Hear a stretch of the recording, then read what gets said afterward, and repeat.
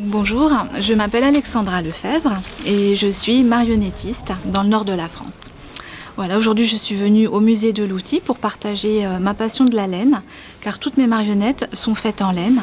Et voilà, j'étais d'abord passionnée par le tricot et je suis arrivée de fil en aiguille, c'est le cas de le dire, au mouton, à la toison du mouton qu'on transforme petit à petit en pelote de laine.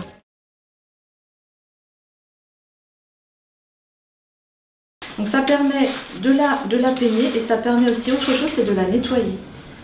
Parce qu'en faisant ça, toutes les poussières tombent. Tous les petits brins de paille qu'il y a dans les poils du mouton, parce que le mouton, bien sûr, il ne prend pas sa douche tous les jours. Donc il a des petits bouts de paille, de la terre, des fois des petits insectes. Donc il faut vraiment bien nettoyer la laine.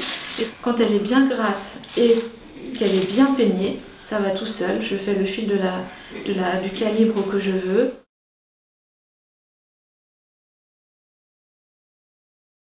C'est le même principe, ça va garder la laine.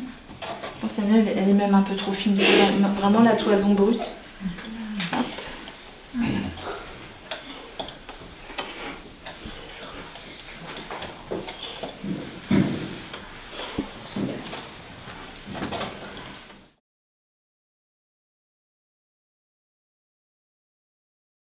Le fuseau. Les premiers fuseaux primitifs, en fait, c'était exactement le même principe, mais avec une longue tige qui pouvait prendre appui sur le sol et on filait comme ça. Voilà, donc là, je ne peux pas le faire vraiment parce que normalement, ça doit reposer sur le sol, mais ce sont des fuseaux que l'on roule comme ça contre sa cuisse. Ces fuseaux-là ont évolué après, sont devenus des fuseaux suspendus. Je vais vous montrer un peu comment ça marche.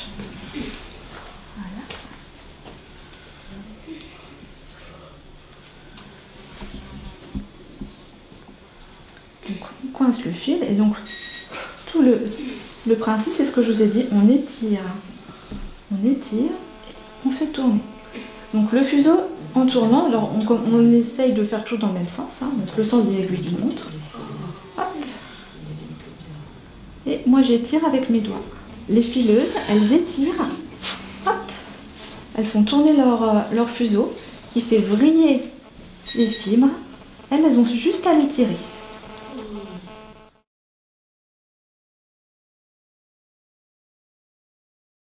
Au départ, le rouet n'était pas à pédale. Les premiers rouets étaient avec une manivelle qui faisait tourner la roue et pendant que la roue tournait, alors souvent, je pense que les fileuses se mettaient souvent à deux, que ce soit pour le fuseau ou que ce soit pour travailler la laine au rouet, c'est-à-dire une qui entraîne la roue et l'autre qui file. Et une grande évolution est arrivée plutôt vers la fin du Moyen-Âge avec des rouets avec des pédales qui permettaient de travailler toute seule la laine.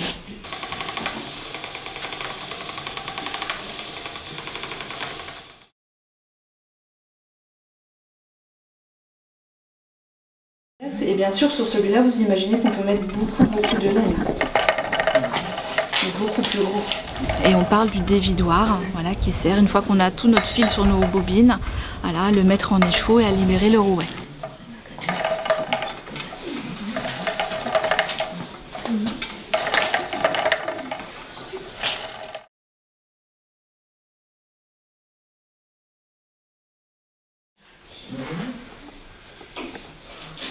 Donc la graisse du mouton, elle nous intéresse parce que c'est beaucoup plus facile de filer quand la laine est grasse.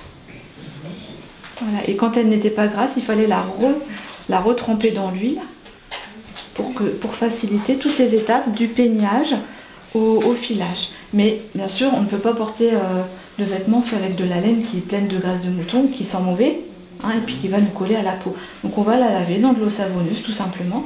Et une fois qu'elle sera propre, on la fera sécher. Voilà, et on pourra la travailler. Donc on fait une sorte de tisane dans le chaudron où on avait de l'eau bouillante pour nettoyer la laine et puis fixer bien la torsion. Voilà, on s'en débarrasse et on remplace dans le chaudron l'eau par une tisane très concentrée de plantes qui colorent la laine. Donc voilà, ça c'est l'orcanette. Voilà, ça donne du violet.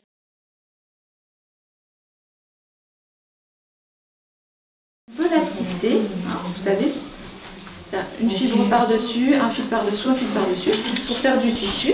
Et on peut aussi la tricoter. Donc le tricot, c'est pareil, c'est très ancien. Un travail très ancien. Donc les premières traces remontent aux Vikings. C'était pas exactement le même tricot, mais traces historiques aux Vikings.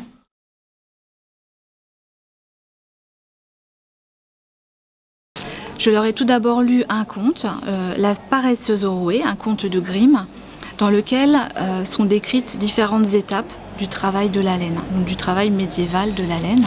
Ensuite, nous avons fait un petit atelier créatif dans lequel nous avons feutré la laine. Donc, nous l'avons tout d'abord feutrée en forme de perle. Donc, chaque enfant a pu faire une petite perle de laine et ensuite nous avons feutré à plat, donc avec de l'eau savonneuse tout simplement. La laine que nous avions préalablement peignée, cardée avec des petites brosses, nous l'avons donc mis en forme de perle et ensuite en forme de petites feuilles à plat.